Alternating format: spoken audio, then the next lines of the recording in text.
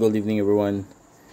Let's do a quick analysis sa gold kung ano yung gagawin natin ngayon or ano yung anticipation ngayong New York session.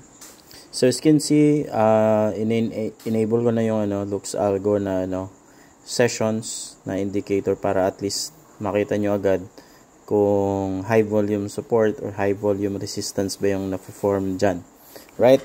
So here, kita natin yung dalawang high volume na mga sessions, yung overlaps is that will act as a resistance para sa linggong ito or the NFP lang yung makakabasag sa resistance na yan. So buying this gold ngayon is not really good idea, no? Hindi good idea mag-buy kay gold ngayon dahil bagsak siya and then meron kang malakas na resistance dito. Ito yung mga presyo na yan, which is nasa 20.65, 20.64.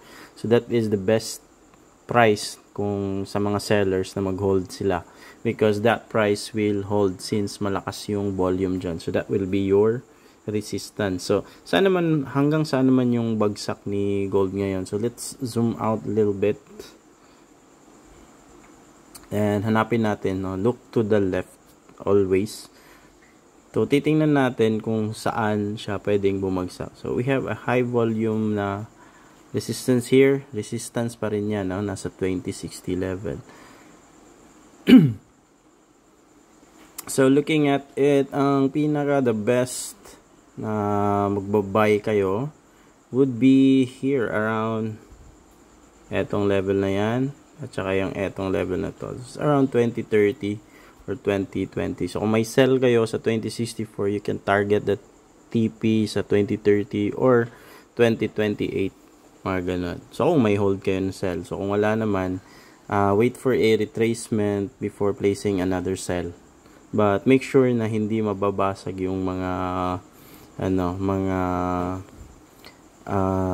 support and resistances sa 30-minute candle.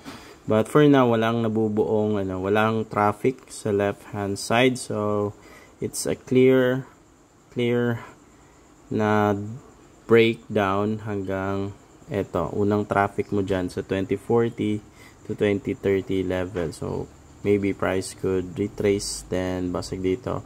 And then, NFP, kung pabor or hindi. Kung pabor, then didiretso yan. Pag hindi naman, babalikan niya yung strong resistances sa 2065. So, yun lang sa maiksing update na to for gold. So, kung ano yung strategy na gagamitin nyo, make sure to manage your risk at hindi all in sa araw na to. Alright? So, gold luck everyone. So, continue surpassing your limits. Have a nice day.